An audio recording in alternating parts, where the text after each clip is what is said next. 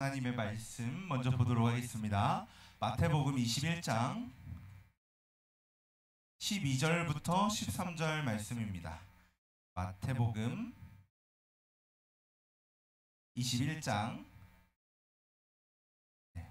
12절부터 13절 말씀입니다. 우리 지난주에 받은 소책자 보면은 여기에 오늘 말씀 나와 있어요. 이과 말씀에 나와 있습니다. 마태복음 21장 12절부터 13절 말씀입니다. 우리 두 절밖에 안 되니까 한 목소리로 한번 같이 읽어보도록 하겠습니다. 12절부터 함께 읽겠습니다. 시작. 예수께서 성전 안에서 매매하는 모든 사람들을 내쫓으시며 돈 바꾸는 사람들의 상과 비둘기 파는 사람들의 의자를 둘러 엎으시고 그들에게 이르시되 기록된 바 내 집은 기도하는 집이라 일컬음을 받으리라 하였거늘 너희는 강도의 소굴을 만드는도다 하시니라. 아멘. 네, 친구들, 지난주에 이어서 오늘도 예배자 학교로 함께 말씀 나누도록 하겠습니다. 혹시 지난주 제목이 뭐였는지 기억나는 친구 있어요? 기억나는 친구 있어요? 좋아요. 하나님만 예배요. 우리 간식 하나 줄게요. 네, 잘 기억해줘서 감사합니다. 손을 들고 말해야 돼요. 맞아요. 하나님만 예배요라는 제목으로 우리 함께 말씀 나눴죠. 그래서 우리가 예배 드릴 대상이 누구라고 배웠어요? 하나님이라고 배웠죠. 좋아요. 오늘 제목을 한번 같이 읽어볼까요? 여기 그림 옆에 이과해서 같이 제목이 있네요. 함께 읽어보도록 하겠습니다. 예배를 회복해요. 맞아요. 오늘은 예배를 회복해요라는 제목으로 함께 나누도록 할 거예요. 자, 방금 간식 아쉬웠죠, 친구들? 못 받은 친구들 안 아쉬웠어요? 아쉬운 친구만 이번 문제 풀 수 있어요. 좋아요. 자, 질문입니다. 퀴즈예요. 밀물 때는 물에 잠기고 썰물 때는 물 밖으로 드러나는 모래 점토질의 평탄한 땅은 무엇일까요? 자, 답을 아는 친구들은 손을 들고. 네, 하윤이. 맞습니다. 갯벌. 네. 네, 갯벌이에요. 갯벌. 우리 갯벌 쉽게 볼 수 있죠. 그렇죠? 우리 대부도만 가도 볼 수 있어요. 바로 답은 갯벌이에요. 자, 전 세계적으로 5대 갯벌이 있대요. 세계 5대 갯벌. 유명한 갯벌들이 있대요. 어디에 있을까요? 잘 안 보이죠? 잘 안 보여서 전도사님이 읽어줄게요.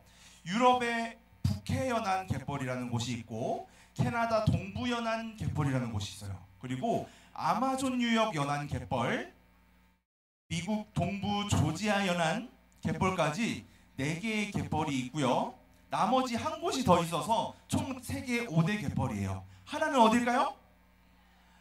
다해? 땡! 강원도 갯벌 없어요. 네, 선생님. 맞습니다. 네, 선생님도 간식 하나 드리도록 하겠습니다. 맞아요.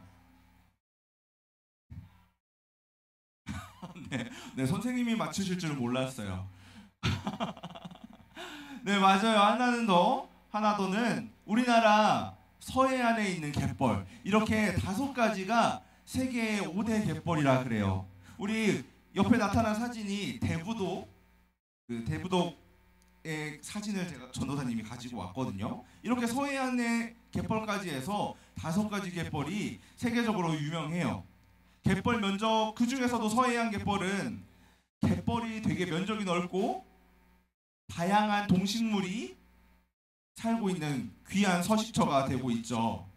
자, 그런데 이렇게 멋지고 깨끗하게 갯벌이 펼쳐진 서해안에 지금으로부터 20년 전, 약 20년 전에 아주 큰 사고가 하나 있었어요. 큰 사고가 있었어요. 무슨 사고일까요?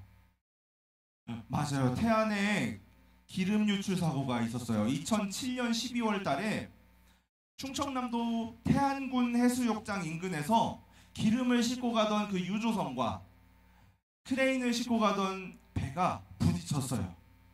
그래서 기름이 1254만 7천 리터가 바다로 유출이 됐어요. 어때요? 지금 사진으로 보기에도 바다에 검은색 기름이 둥둥 떠 있죠. 안 보여요. 여기 요거 다 기름이고 여기 바닷가 해안에도 다 기름으로 뒤덮여 있죠. 주변 바다가 다 기름으로 오염됐고요. 심지어 바다로 퍼져나가서 제주도까지도 기름이 퍼져나갔어요. 오염된 바다와 이 갯벌들을 두고서 외국의 언론들은 이 서해안의 갯벌이 다시는 이전과 같은 상태로 돌아가지 못할 거다. 회복되기 어렵다라고 전망했어요. 왜냐하면 이 기름이 퍼지면은 냄새가 굉장히 고약해지죠. 냄새가 우리가 사람이 가서 숨을 쉬기 어려울 정도로 역한 냄새가 많이 났고 두통도 굉장히 심하게 발생했대요. 여러 가지 문제들이 많이 발생했어요. 하지만 사람들이 이 바다를 그냥 두고 보지 않았어요. 전국에서 이 기름을 제거하기 위해서 자원봉사자들이 막 몰려와서 기름을 직접 제거하기 시작했어요. 우리 학생들도 많이 갔고요. 여러 동호회 회원들도 막 갔고요. 분여회 뭐 이런 사람들도 갔고요. 많은 사람들이 바다를 이 기름 유출 사건이 있기 이전으로 되돌리기 위해서 회복시키기 위해서 전국 각지에서 사람들이 막 몰려들었어요. 그 결과 외국 언론들이 다시는 이전으로 회복되기 어렵다라고 했던 말과는 다르게 한 2달 정도가 지나자 눈에 보이는 기름이 웬만큼 다 사라졌고요. 이때로부터 7년이 지난 2014년에는 물고기를 키우는 그런 어장까지도 다 복구가 됐다고 해요. 지금은 어때요, 우리 친구들? 바닷가에 가면 이런 기름들이 많이 보이나요? 안 보이죠. 서해를 봐도 이제는 기름 유출에 사고가 있었다는 것을 우리가 알기 어려울 정도로 많이 깨끗해졌어요. 많은 사람들이 이렇게 복구를 위해서 애썼기 때문이죠. 사고 현장에서 일하는 게 쉬운 일은 아니었을 거예요. 아까 말했던 것처럼 굉장히 심한 냄새가 많이 났고 그 냄새를 맡으면은 두통도 많이 심하게 생겼기 때문이에요. 그런데 그 많은 사람들이 기름을 제거하기 위해 모였던 이유가 무엇일까요?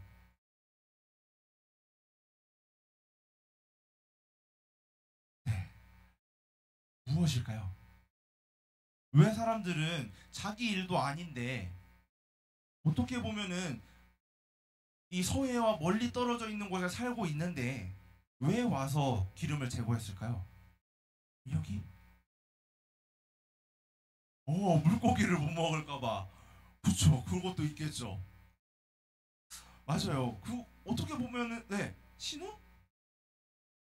근처에 사람이 못 사니까. 그쵸, 이것도 맞죠. 여러 가지 이런 이유들이 종합됐겠죠. 오염된 바다에서 사람들이 살 수 없고 그곳에서 생업을 하는 사람들은 그곳에서 어업도 하면서 살아가야 되는데 물고기도 회복이 돼야 살아갈 거 아니에요, 그죠? 사람과 물고기. 갯벌을 다시 깨끗했던 옛날의 모습으로 회복시키고 싶었던 거예요. 이 아름다운 하나님이 주신 이 세상을 그냥 둘 수가 없었던 거죠. 그래서 고된 복구 작업을 사람들이 어렵다는 이유로 피하기만 했다면 지금까지도 아마 계속 오염돼 있었겠지만 사람들은 깨끗한 옛날의 그 모습을 회복시키고자 하는 그 마음을 가지고 나아간 거예요. 친구들, 이렇게 바다가 오염됐던 것처럼 우리 친구들 각자에게도 심각한 문제가 생겼다면 어떻게 할 건가요? 많은 이 사람들은 이 오염된 바다를 회복시키기 위해 노력했어요. 근데 우리 친구들은 나에게 이런 심각한 문제가 생겼다면 어떻게 할 거예요? 가만 두고 볼 거예요? 없어요? 어떻게 할 건가요? 회복시켜야 되지 않을까요? 그렇죠. 오늘 우리가 함께 드리는 이야기는 하나님께 드리는 예배에 대한 이야기예요. 우리는 지난주에 예배를 받으실 분이 하나님 한 분이시라는 것을 배웠고, 말씀 끝에서 하나님께만 예배하기로 다짐했어요. 그런데 때때로 우리가 예배에 온전히 집중하지 못하고 우리를 예배드리지 못하게 방해하고 우리의 마음을 오염시키는 것들이 우리가 마주하게 돼요. 이렇게 예배를 방해하는 것들로 인해서 하나님께 우리가 온전히 예배하지 못하고 있다면 친구들은 어떻게 해야 될까요? 여기 앉아있는 우리 친구들이 하나님께 예배를 드려야 되는데 예배 드리는 걸 방해하는 게 우리 친구들에게 다가왔어요. 그럼 어떻게 해야 돼요? 자, 어렵나요? 신우? 회복해야겠죠. 그렇죠. 맞아요. 그럴 때 우리가 반드시 기억해야 되는 거예요. 우리 함께 이 질문에 대한 답이 오늘 말씀인 마태복음 21장 12절과 13절에 나와 있어요. 하나님은 이 마태복음 말씀을 통해서 우리에게 이렇게 말씀하시는 거예요. 함께 외쳐보도록 하겠습니다. 시작. 예배를 깨끗하게 하라. 맞아요. 우리는 우리의 예배를, 하나님께 드리는 예배를 방해하는 것을 깨끗하게 하고 회복시켜야 되는 거죠. 예수님께서는 온 세상을 그리고 우리 사람들을 구원하시기 위해 예루살렘에 나귀를 타고 입성하셨어요. 사람들은 예수님이 예루살렘으로 오실 때에 겉옷을 펼치고 나뭇가지들, 종려나뭇가지들을 펼치고서 예수님의 예루살렘 입성을 환영하면서 우리를 지금 구원하소서라는 뜻의 호산나를 외치며 예수님을 환영하고 찬송했어요. 예수님이 이때 이스라엘에게 있는 문제, 로마의 압제로부터 로마를 무찌르고 이스라엘을 강하게 만드실 거라고 생각해 왔거든요.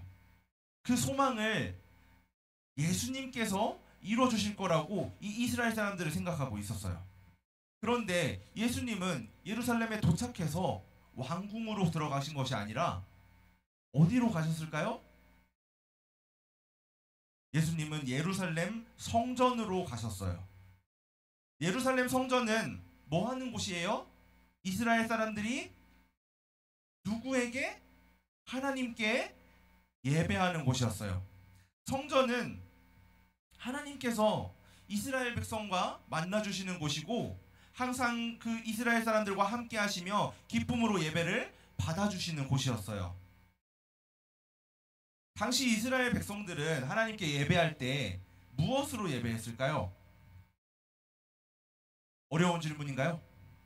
우리 그림을 보면 뭔가 나와 있어요. 그렇죠? 뭐가 있어요? 양, 또 여기에 뭐가 있죠? 비둘기.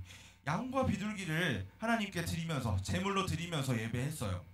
그리고 중요한 절기가 되면 먼 곳에 사는 이스라엘 사람들이 다 예루살렘으로 모여서 함께 하나님을 예배했죠.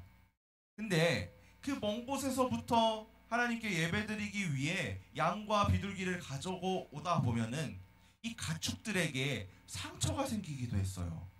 하나님께 온전한 것으로 제사를 드려야 되는데 가지고 올 때 상처가 생기면 하나님께 제사 드릴 수 있을까요? 드리기 어려워졌거든요. 그래서 이렇게 그런 문제들을 해결하기 위해 성전에 양과 비둘기를 파는 일들, 이 제물로 사용할 양과 비둘기를 파는 일들이 행해졌어요.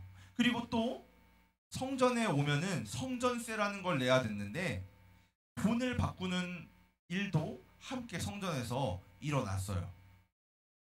예수님께서 이 예루살렘 성전에 방문했던 날은 유월절이라는 이스라엘에서 가장 중요한 절기 가운데 하나였죠.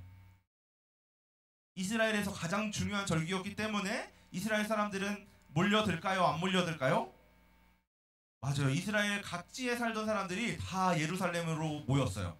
그리고 성전하는 그 사람들로 북적이기 시작했겠죠. 사람들이 많아졌고 제사를 드리기 위해 모여들었으니까 물건을 파는 사람들 역시 많아졌을 거예요. 예수님은 이 모습을 보고 크게 화가 나셨어요. 물론 사람들이 하나님께 좋은 것으로 예배하기 위해서 처음에는 좋은 의도를 가지고 시작했을 수도 있지만 이제는 어느 순간부터는 하나님께 예배드리는 것보다 이 물건을 파는 행위가 더 중요하게 여겨지기 시작했고 하나님을 예배드리는 이 성전이 물건 파는 사람들의 그 소음과 돈 바꾸는 사람들의 소음으로 인해서 시끄러워지고 예배가 방해되고 있었기 때문이에요. 그래서 예수님은 물건을 판매하는 사람들을 막 내쫓으셨어요. 그리고 돈을 바꿔주는 사람들의 상과 의자를 뒤엎어 버리셨어요. 사람들은 어땠을까요? 깜짝 놀랐겠죠. 어떤 사람들은 자리를 피했고 어떤 사람들은 막 수군거렸을 거예요. 예수님께서는 장사하고 돈 바꿔주는 사람들에게 이렇게 말씀하셨어요. 내 집은 기도하는 집이라 일컬음을 받으리라 하였거늘 너희는 강도의 소굴을 만드는도다. 예수님께서는 사람들이 하나님께 예배드리는 것보다 물건을 사고 팔면서 자신들의 이익에 관심을 가지는 모습이 이거는 아니라고 보신 거죠. 예수님은 단지 장사를 하던 사람들에게만 화를 내신 게 아니에요. 이런 상황을 만든 사람들 모두, 특별히 이 당시에 성전에서 예배를 지도했던 제사장들까지도 함께 포함돼서 그들을 향해서 화를 내신 거예요. 기도하고 하나님을 만나는 예배의 자리인 성전을 강도들이 지내는 곳과 같이 만든 이들을 하나님께서 지적하고 계신 거죠. 예수님은 성전이 더러워지고 온전한 예배를 드리지 못하고 있는 이 상황을 참지 않으신 거예요. 장사하고 돈을 바꾸면서 자신들의 유익을 구하던 사람들을 성전 밖으로 쫓아내셨어요. 그 사람들이 나가게 되자 성전은 어떻게 됐을까요? 예전과 다르게 어수선하지 않고 다시 깨끗한 모습이 됐겠죠. 예수님께서는 예배를 방해하는 그 어떤 것도 용납하지 않으셨고 온전한 예배를 위해 방해되는 요소들을 모두 깨끗이 없애신 거예요. 예수님께서는 예루살렘 성전에서 온전한 예배가 드려지지 않는 것을 보고 화가 나신 거죠. 그리고 다른 사람들의 시선, 다른 사람들의 행동, 다른 사람들이 하는 말이 어떻든 신경 쓰지 않으시고 하나님께 예배를 방해하는 모든 것을 없애고 깨끗하게 하신 거예요. 친구들, 우리가 드리는 예배는 어떤가요? 우리 친구들이 하나님 앞에서 드리는 예배는 정말 하나님께서 기뻐하시는 참된 예배의 모습을 가지고 있나요? 아니면 우리 역시 무엇인가 하나님을 예배하는 것으로부터 방해를 받고 있나요? 사도 바울은 고린도전서에서 이렇게 이야기했어요. 너희가 하나님의 성전인 것과 하나님의 성령이 너희 안에 계시는 것을 알지 못하느냐? 누구든지 하나님의 성전을 더럽히면 하나님이 그 사람을 멸하시리라. 하나님의 성전은 거룩하니 너희도 그러하니라. 우리 마음 가운데 또 우리의 행동 중에 예배를 방해하는 것이 있다면 그것이 어떤 것이라도 우리는 깨끗하게 해야 해요. 예수님은 오늘 우리에게 이렇게 말씀하세요. 함께 읽어볼까요? 내 집은 일컬음을 받으리라. 사랑하는 초등부 친구들, 예수님께서 성전을 깨끗하게 만드셨던 것처럼 우리도 우리의 마음과 삶을 깨끗하게 하시기를 원하세요. 우리가 그저 예배 드리는 자리에 앉아 있는 것으로 끝나는 것이 아니라 정말로 하나님께 참된 예배를 드리는 예배자가 되기를 원하시는 거예요. 우리가 드리는 예배는 어떤 시간인가요? 예배는 하나님만 높여드리고 하나님만 경배하는 시간이에요. 혹시 지금도 우리 친구들 이 자리에 앉아 있지만 혹시 이 시간에도 나를 방해하고 있는 것은 없는지 우리 이 시간에 잠시 한번 눈을 감고 생각해 보면 좋겠어요. 다 같이 한번 눈을 감아 볼까요? 내가 하나님께 예배 드리는 것을 방해하고 있는 것은 무엇인지, 내가 정말 하나님만 바라보면서 예배하고 있는지 한번 생각해 보면 좋겠습니다. 내가 하나님께만 집중하지 못하고 있다면 집중하게 하지 못하는 것은 무엇인지 한번 떠올려 보면 좋겠어요. 많은 이유가 있을 거예요. 스마트폰, 게임, 유튜브 이런 것들이 하고 싶은 친구들도 있을 거고, 친구들과 이야기하고 친구들과 노는 것이 더 중요하게 여기는 친구들도 있을 수 있어요. 하지만 그 어떤 것이라도 우리가 하나님께 예배드리는 것을 방해하고 있다면 깨끗하게 제거해야 해요. 그것들이 마음속에 우상이 되어서 우리의 예배를 방해한다면 우리는 예수님을 제대로 믿고 예배한다고 말하기 어렵겠죠. 우리가 그런 상태로 계속해서 살아가다 보면 우리가 마지막에 가야 할 곳은 어디가 될까요? 우리는 우리가 소중하게 여기는 것이 무엇이든 간에 내려놓아야 해요. 주님만 믿고 주님만 예배해야 된다는 거예요. 이 시간 한번 전도사님을 따라서 눈을 뜨고 전도사님을 따라서 함께 고백했으면 좋겠습니다. 주님, 제 마음을 깨끗하게 해주세요. 하나님을 높이고 예배할 때 방해가 되는 것은 무엇이든 버리겠습니다. 정말 우리 친구들의 고백이 됐으면 좋겠습니다. 자, 이제 우리 함께 다짐하며 함께 외쳐보도록 하겠습니다. 시작. 예배를 방해하는 것을 깨끗이 하라. 함께 기도하겠습니다. 늘 저희를 사랑하시는 하나님, 예배자 학교로 두 번째 시간 하나님의 말씀을 초등부 아이들에게 허락하시니 감사합니다. 오늘 예수님께서 하나님을 예배해야 할 성전이 예배보다 사람들의 유익을 위해 사용되며 예배를 방해하고 있기에 깨끗하게 회복시키셨던 말씀을 함께 나눴습니다. 말씀을 통해 저희의 모습을 바라보게 하시고 사도 바울의 말처럼 우리 또한 우리 자신이 성전인 것을 깨닫고 예수님을 본받아 우리의 모습을 돌아보며 지금까지 예배를 방해하고 있었던 모든 것들을 깨끗하게 정리하고 버리고 회복할 수 있게 도와주세요. 우리의 마음과 생각과 행동 속에 하나님보다 더 마음을 주고 사랑했던 것들을 오늘부터 결단하며 버리게 하시고 하나님께 온전히 집중하며 기쁨으로 예배드리는 예배자 되게 해주세요. 언제나 하나님만 높이고 찬양하는 귀한 초등부 모든 친구들 되도록 주님 인도해 주세요. 감사드리며 사랑하는 예수님의 이름으로 기도합니다. 아멘. 이 시간 가지고 나온 헌금을 하나님 앞에 올려드리도록 하겠습니다.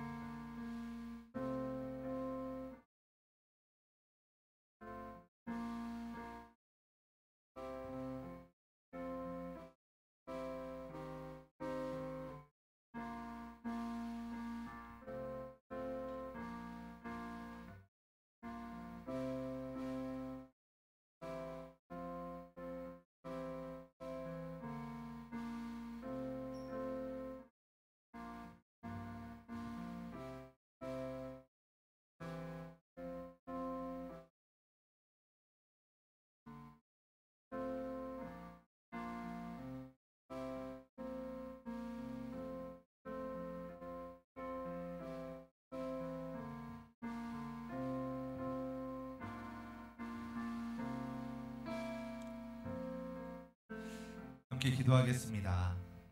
사랑의 하나님, 오늘도 저희를 불러주시고 예배자학교 두 번째 시간 예배를 회복해요라는 제목을 통해 하나님 말씀 주시니 감사합니다. 저희 안에 예배를 방해하는 것 모두 제거하고 하나님만 온전히 바라보며 예배하는 예배자로 회복될 수 있도록 도와주세요. 오늘도 하나님의 인도하심으로 예배 자리로 나아올 때 저희의 마음을 모아 각자가 가진 것들 드렸습니다. 드려지는 헌금이 예배가 회복되어 참되게 하나님 예배하도록 하는 모든 일들에 사용되게 해주시고, 이를 통해 하나님만 사랑하며 높이는 예배자들 또한 잘 세워지게 도와주세요. 사랑하는 예수님의 이름으로 기도합니다. 아멘. 예수님께서 가르쳐주신 기도로 예배 마치도록 하겠습니다. 하늘에 계신 우리 아버지여, 이름이 거룩히 여김을 받으시오며 나라의 임하옵시며 뜻이 하늘에서 이룬 것 같이 땅에서도 이루어지이다. 오늘날 우리에게 일용할 양식을 주옵시고 우리가 우리에게 죄 지은 자를 사하여 준 것 같이 우리의 죄를 사하여 주옵시고 우리를 시험에 들게 하지 마옵시고 다만 악에서 구하옵소서. 내게 나라와 권세와 영광이 아버지께 영원히 있사옵나이다. 아멘.